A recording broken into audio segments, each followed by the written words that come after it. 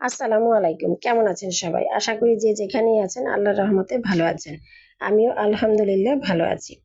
আজ কিছু special recipe দেখাবো আপনাদের সাথে। তাই প্রথমে সহজ রেসিপিটাই করছি। প্রথমে আমি পোলাও রান্না করে নিচ্ছি। ঘি গরম করে তাতে গরম মশলাগুলো একটু ভেজে যখন ঘ্রাণ বেরিয়েছে তখন আমি পেঁয়াজ দিয়ে দিলাম। পেঁয়াজটা ভাজা হলে আমি পোলার চাল দিয়ে ভাজা ভাজা করে নেব। তারপর তাতে দিয়ে দিব পরিমাণ মতো পানি।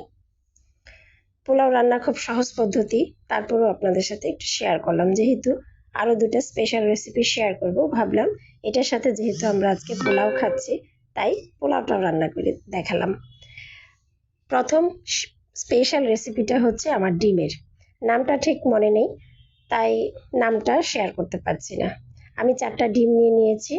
4টা ডিমের মধ্যে আমি পরিমাণ মতো লবণ এবং গুঁড়া মরিচ দিয়ে দিলাম।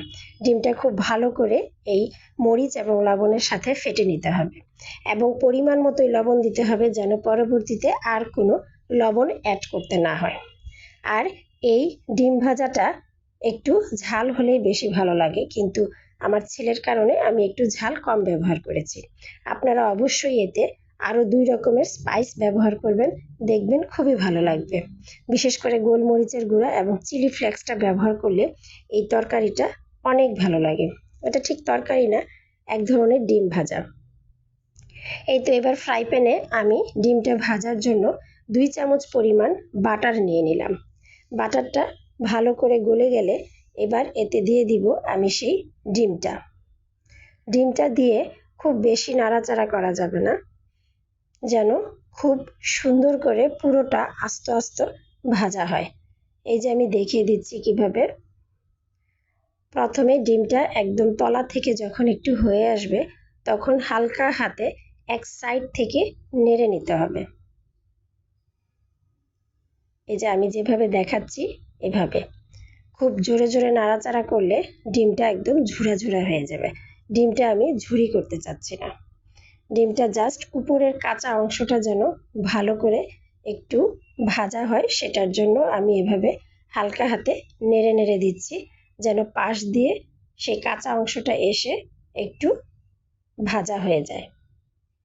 এই তো এভাবে আস্তে আস্তে করে ভেজে এবার বড় বড় টুকরো করে নামিয়ে নিতে হবে একটা প্লেটে। এই ডিমটা খুব একটা শক্ত করা যাবে না, নরম থাকলেই ডিমটা খেতে ভালো লাগবে। এবার ডিমটা আমি একটা প্লেটে নিয়ে নিলাম।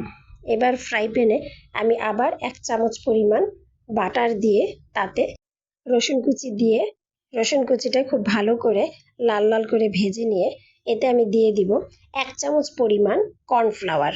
কর্নফ্লাওয়ারটা দিয়েও রসুনের সাথে খুব ভালো করে ভেজে নিতে হবে। আমি উঁচু করে 1 চামচ কর্নফ্লাওয়ার দিয়েছি। কর্নফ্লাওয়ারে কোনো ঘ্রাণ নাই, তারপরেও এটা একটু ভেজে নিলাম রসুনের সাথে যেন খুব ভালোভাবে একটু মিক্সড হয়। তারপর আমি এতে দিয়ে দিব 1 কাপ দুধ, লিকুইড দুধ। এটা আমার আগেই জাল করা ছিল, সেই জাল করা দুধটাই দিলাম। খুব ঘন হওয়ার প্রয়োজন নেই, নর্মাল দুধ জাল দিয়ে সেটা রুম টেম্পারেচার হলেও হবে অথবা ফ্রিজের হলেও হবে, কোনো অসুবিধা নাই। এবার এটা যেন দলা না পাকে খুব ভালোভাবে এটা নেড়ে চেড়ে মিক্সড করে নিতে হবে।